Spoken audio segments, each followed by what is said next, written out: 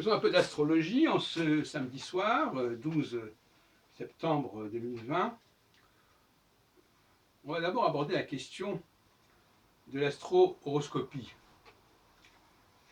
Je pense qu'en réalité, il ne faut pas être anachronique. Il ne faut pas être anachronique, c'est-à-dire qu'il faut se poser la question de savoir comment les gens, il y a plusieurs milliers d'années, pouvaient faire de l'astrologie. Alors déjà, on est d'accord là-dessus, c'est pas la peine de se servir des planètes transsaturniennes qu'on ne voyait pas à l'œil nu. Ça, c'est déjà un point qui est très clair, et c'est pas la peine de faire d'anachronisme à ce niveau-là. Les transsaturniennes, c'est terminé.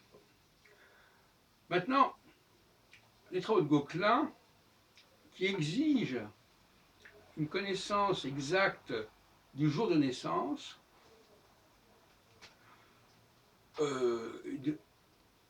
et de l'heure de naissance, et du lieu de naissance, c'était un petit peu anachronique aussi, à la limite. Parce que il vaudrait mieux trouver des formulations plus souples, moins ponctuelles, moins précises. La précision, en astrologie, pour le monde antique, c'est un petit peu une gageure, dont on sait qu'il n'y a pas tellement de moyens de se repérer, etc. Et alors, il m'est venu à une idée assez étonnante, c'est qu'en fin de compte, j'en reviens à ma façon de travailler autrefois. Quand je dis autrefois, c'est-à-dire il y a 50 ans, quand j'étais sur le campus de l'Université hébraïque de Jérusalem, puisque c'est là que j'ai fait mes premières armes en astrologie, en quelque sorte. En public, je veux dire que c'est là que j'ai donné les premiers cours d'astrologie et que j'ai fait les premières expériences d'astrologie.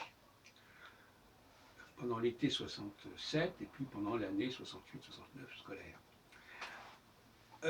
Eh bien, moi je dirais que ce qui compte, c'est la connaissance du signe solaire. Parce qu'à partir du moment où on a le signe solaire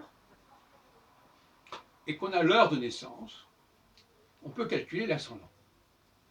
Tout le monde le sait. Mais une chose est de le savoir, une chose d'en tirer toutes les conséquences. Donc les gens devaient savoir à peu près quand est-ce qu'ils étaient nés, un mois près. C'est quand même moins précis que de savoir exactement quel jour ils étaient nés.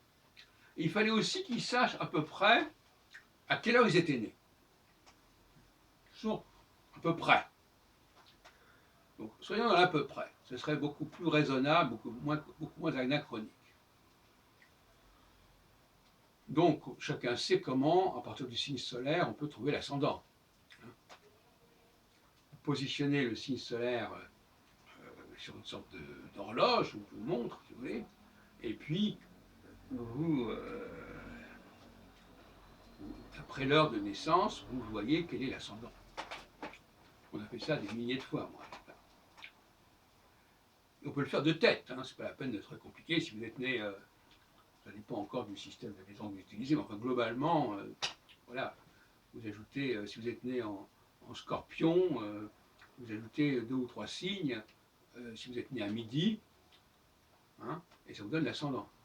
Si vous êtes né à 18h, l'ascendant se trouve à l'opposé du signe solaire, etc., etc. Donc ça, ce sont des choses qu'on pouvait faire. Au moins, très important, que ce soit visuel, que ce soit à peu près possible de le faire, sans avoir une précision extrême. Les gens pouvaient savoir à peu près en quel mois ils étaient nés quand même. On ne leur demandait pas plus. Et ils pouvaient aussi savoir par les parents à peu près à quelle heure ils étaient nés. À partir de ce moment-là, on pouvait à peu près travailler et on pouvait déterminer l'ascendant.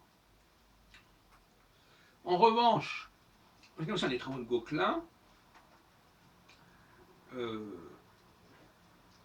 savoir où se levait telle planète à tel moment, ça me paraît quand même un petit peu anachronique, encore une fois, et peu réaliste.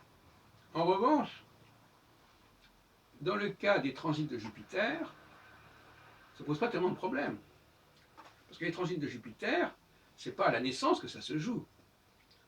C'est à un moment donné où est Jupiter, et sachant où est l'ascendant qu'on a pu calculer par ailleurs, on saura quel est l'aspect que Jupiter forme avec l'ascendant. Et il le forme pendant une période relativement longue, de toute façon, et là encore, on n'est pas à un jour près. Hein. L'astrologie prévisionnelle telle que je la conçois, c'est pas un jour près, loin de là.